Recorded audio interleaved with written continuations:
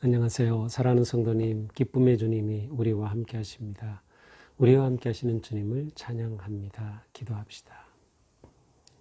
주님, 계속되는 코로나 어려움 속에 있지만 저희들은 모든 상황 속에서 더욱 주님을 의지합니다. 주님 주신 지혜로 건강을 잘 지켜가고 또 이러한 위기 속에서도 저희들의 믿음이 흔들리지 않으며 또 어떤 상황에서도 말씀 따라 순종하는 거룩한 믿음의 삶 넉넉히 걸을 수 있도록 인도하여 주시옵소서. 저에게 용기와 지혜와 믿음을 더하여 주시고 하루하루 살아가는 삶 속에 주님 함께 하심을 손으로 꼭 붙잡고 의지하며 나아가도록 인도하여 주시옵소서. 예수님 이름으로 기도합니다. 아멘. 네, 오늘 말씀은 사사기 21장 1절에서 12절까지입니다. 네, 제가 읽겠습니다. 이스라엘 사람들이 미스바에서 맹세하여 이르기를 우리 중에 누구든지 딸을 베냐민 사람에게 아내로 주지 아니하리라 하였더라. 백성이 베델에 이르러 거기서 저녁까지 하나님 앞에 앉아서 큰 소리로 울며 이르되 이스라엘의 하나님 여호와여 어찌하여 이스라엘에 이런 일이 생겨서 오늘 이스라엘 중에 한 지파가 없어지게 하시나이까 하더니 이튿날에 백성이 일찍 일어나 거기에 한 제단을 쌓고 번제와 화목제를 드렸더라. 이스라엘 자손이 이르되 이스라엘 온 지파 중에 총회와 함께하여 여호와 앞에 올라오지 아니한 자가 누구냐 하니 이는 그들이 크게 맹세하기를 미스바에 와서 여호와 앞에 이르지 아니하는 자는 반드시 죽일 것이라 하였습니다. 이스라엘 자손이 그들의 형제 베냐민을 위하여 뉘우쳐 이르되 오늘 이스라엘 중에 한 지파가 끊어졌도다. 그 남은 자들에게 우리가 어떻게 하면 아내를 얻게 하리요? 우리가 전에 여호와로 맹세하여 우리의 딸을 그들의 아내로 주지 아니하리라 하였도다.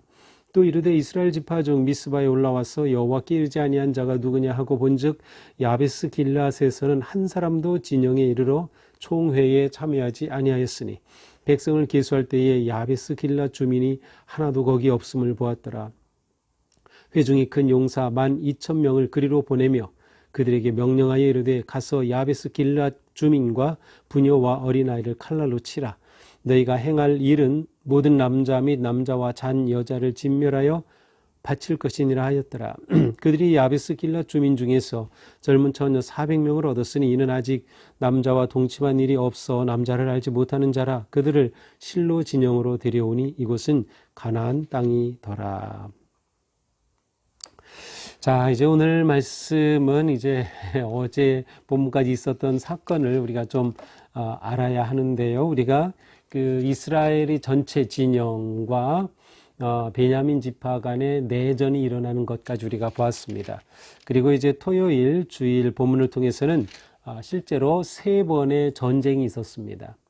자, 첫 번째, 두 번째는 이스라엘 진영이 패했지만 마지막 3번째 내전에서 이스라엘이 베냐민 지파를 완전히 물리치게 되죠.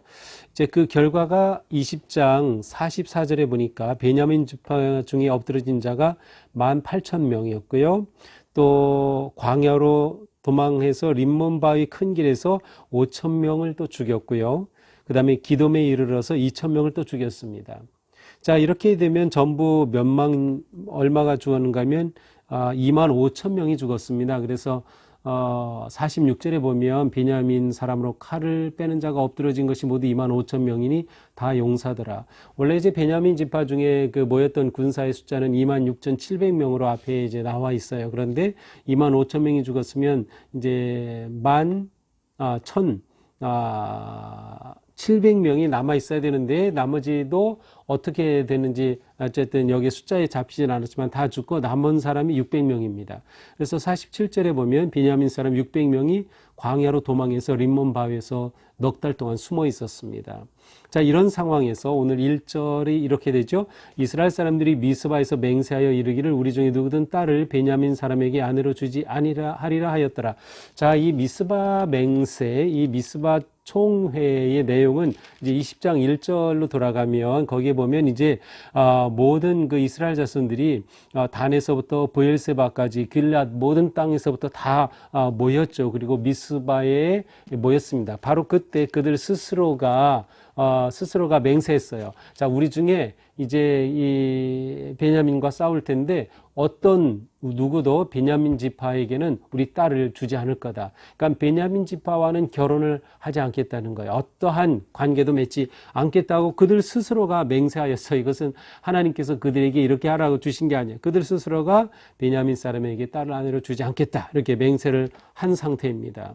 자, 그런데 전쟁이 끝나고 보니 베냐민 지파 사람이 다 죽었고요. 600명밖에는 남지 않았어요. 근데 제가 이제 의아한 게 그러면 여성들은 다 어디 갔는가? 여성도 다 죽인 것으로 나와요. 왜냐하면 이제 이렇게 600명밖에 남지 않게 되니까 이들이 큰 소리로 울면서 어찌해서 이런 일이 우리에게 생겼습니까? 이스라엘 중에 한 지파가 없어지게 되었습니다. 한 지파가 완전히 베냐민 지파가 쪼그라져서 600명밖에 남지 않았으니 도대체 이것을 어떻게 합니까? 그런데 그들이 하나님 앞에 어찌하여 이스라엘에 이런 일이 생겼습니까? 어찌하여 오늘 이스라엘 중에 한 지파가 없어지게 하시나이까? 아니, 하나님이 없어지게 했나요? 하나님이 그들을 없애라고 했나요? 3차 내전 과정에 보면 그들이 하나님께 제대로 뜻을 묻지 않았어요. 자기들은 이미 마음에 결정을 하고 하나님께서 그냥 도와주시기만을 바라는 그러한 형식적인 기도만 했을 뿐이죠. 세 번째 기도할 때 제대로 기도했어요. 근데 하나님께서 나가라, 내가 너에게 넘겼다 했는데 그 넘겼다는 것은 진멸하라는 것이 아니에요. 더군다나 여성까지도 다 죽이라? 그건 말이 안 되죠. 그런데 그들이 하지 말아야 할 한계를 넘어선 겁니다. 그리고 나서 하나님께 없어지게 했다고 하나님께 책임을 전가하고 있죠. 이들의 이러한 큰 소리로 우는 것은 원망의 눈물, 후회의 눈물이에요. 회개의 눈물은 아니었습니다. 이렇게 되자 그들이 4절 이튿날 일찍 일어나서 한 제단을 쌓고 번제와 화목제를 드렸어요. 번제와 화목제, 번제 하나님께 완전히 자기 자신을 내려놓고 태워드리는 제사. 화목제는 말 그대로 죄의 사함을 받고 또 서로가 제물을 함께 나눠 먹는 그러한 제사입니다. 자, 그런데 이 제사조차도 진정한 제사로 보이진 않아요. 이러한 제사라면 진정한 회개가 있어야 했겠죠. 그렇다고 하면 서로 이젠 화목해야 되겠죠. 자, 그런데 그 다음에 그들이 무슨 생각을 합니까? 5절입니다. 이르되 이스라엘 온 지파 중에 총회와 함께하여 여호와 앞에 올라오지 아니한 자가 누구냐? 가만 생각해 보니까 예전에 이 전쟁 전에 미스바 총회에서 그들이 결정하고 그들 스스로가 맹세한 게 있어요. 우리 딸을 주지 않겠다. 베냐민에게. 그 다음에 이곳에 참여하지 않은, 우리와 이 전쟁에 참여하지 않은 그러한 사람들, 그러한 지파가 있다고 하면 반드시 죽이겠다. 이러한 것을 스스로가 맹세했어요. 그런데 문득 그 생각이 떠오르는 거죠. 그래? 그렇다면 우리가 이 미스바에 모였을 때 혹시 모이지 않은, 참여하지 않은 그러한 족속들, 그러한 그 지역이 있나? 이렇게 찾아보니까 바로 그들이 눈에 보이게 되는 거죠. 자, 어쨌든 그들이 이제 이렇게 미스바에서 함께 참여하지 않은 자는 죽이겠다라는 것도 이제 맹세를 했습니다. 자, 6절 이스라엘 자손이 그들의 형제 베냐민을 위하여 뉘우쳐 이르되 이스라엘 중에서 한 지파가 끊어지게 되었도다. 앞에 나왔던 것의 반복이죠. 그 남은 자들에게 우리가 어떻게 하면 아내를 얻게 하리요. 자, 어떻게 아내를 얻게 하리요. 이 말은 베냐민 지파의 여성들을 다 죽여버렸다는 것을 의미하죠. 그 지파 안에 결혼할 상대조차 없어요. 남자만 600명 남은 상태입니다. 자, 그러면서 5절과 8절은 또 같이 그대로 이어집니다. 8절 이르되 이스라엘 지파 중에 미스바에 올라와서 함께 아니한 자가 누구냐? 네, 5절에서 똑같이 질문했었죠. 자, 그리고 그들이 보니까 바로 누굽니까? 야베스 길르앗에서는 한 사람도 이르지 아니했어요. 야베스 길르앗 지역에서는 한 명도 이 전쟁에 참여하지 않았던 겁니다. 그것을 그들이 알게 된 겁니다. 그러니까 그들이 옳거니 하고 어떻게 합니까? 그러면 우리가 맹세한 대로 그 지역으로 가서 그들을 다 죽여버리자.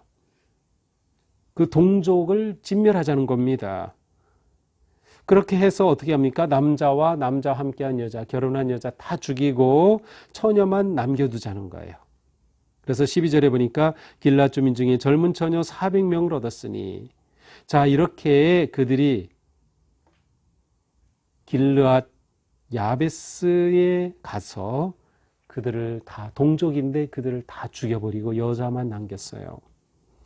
몇 명이 갔습니까? 10절에 보니까 큰 용사 12,000명을 그대로 보냈어요. 길르앗 야베스, 그래 큰 말은 아니에요. 그런데 거기에 가서 이 12,000명이나 되는 용사들이 가서 다 죽이고 처녀만 400명 남겨서 그들을 데려온 거죠. 어떻게 하려고?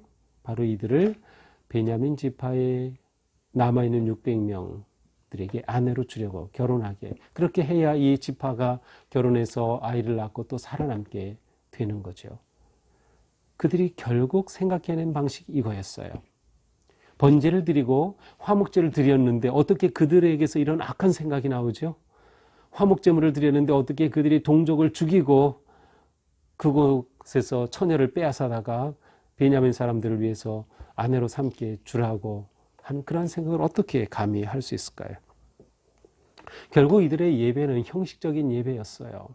그리고 이들은 계속해서 아직도 그들의 잘못을 알지 못하고 있어요. 하나님께 책임을 전가하면서 왜 이렇게 한 지파가 없어지게 하십니까? 하면서 말이죠. 정말 안타까운 일이 일어납니다. 자, 이렇게 해서 이제 내일이 이제 이 사사기의 마지막인데 이 마지막에는 600명 가운데 400명밖에 처녀를 얻지 못했으니까 200명은 그대로 있죠. 그래서 200명을 위해 또 못된 짓을 하게 됩니다. 그래서 그 여인들을 마련해서 강제적으로 아내로 삼게 하는 그러한 이제 일이 다 내일 본문에서는 이제 보게 됩니다. 자, 오늘 본문은 정말 안타까운 그러한 모습입니다. 이스라엘 안에 일어난 내전으로 한 지파가 없어질 위기에 처했고 이 위기 앞에서 이 책임을 제대로 풀어가지 못하고 있는 그러한 모습을 보는 것이죠. 자, 오늘 말씀을 보면서 결국 이들의 모든 결정 속에는 하나님이 없었어요. 하나님이 계시지 않았어요. 하나님을 생각하지 않았어요. 하나님의 뜻을 묻지 않았어요. 내전할 때에도 마지막 세 번째 겨우 하나님의 뜻을 물어서 내전에서 이기긴 했지만 그러나 그들은 이러한 중요한 일 앞에서 하나님을 구하지 않았습니다. 왜 하나님을 구하지 않은 것일까? 그것은 그들에게 진정한 회개가 없었기 때문이고요. 또한 그들은 회개가 없었기 때문에 계속해서 자기중심적인 길을 걸었기 때문입니다. 자기중심적인 길, 무엇입니까? 사사기 전체의 주제, 그때 왕이 없으므로 자기 소견에 옳은 대로 하였더라. 왕이 없는 길을 걸은 겁니다. 하나님 인정하지 않은 길을 걸은 겁니다. 그래서 계속 자기중심적으로 생각하고 자기중심적으로 판단하고 자기중심적으로 행동합니다. 하나님 없는 자기중심적인 삶에서 선한 게 나올 수 없어요. 지혜로운 게 나올 수 없어요. 바른 일이 나올 수 없는 것이죠. 결국 정의와 사랑과 평화는 온데간데 없이 사라지고 비참한 결과만 남게 되었던 것입니다. 살인과 폭력과 온갖 폭행이 난무한 그리고 절망이 가득한 상황이 되고 만 것이죠. 자, 이러한 모습을 보면서 우리는 하나님 중심의 삶 그리고 하나님을 구하는 삶이 얼마나 중요한가를 다시금 깨닫습니다. 내 안에 하나님이 안 계시다. 그렇다면 그건 큰일입니다. 내 안에 하나님이 계셔야 합니다. 그래서 우리는 매일 이렇게 말씀 묵상과 기도를 통해서 하나님이 내 안에 계신지를 확인하고 또 나도 모르게 내 중심적이고 내 욕심과 교만에 따라 살았다면 다시금 돌이켜 하나님을 내 삶의 왕으로 인정하고 제가 하나님 뜻을 구하겠습니다. 하나님 뜻에 따르겠습니다. 라며 계속해서 왕의 길을 선택하며 나아가는 것. 이것이 정말 중요한 것임을 깨닫게 됩니다. 그렇습니다.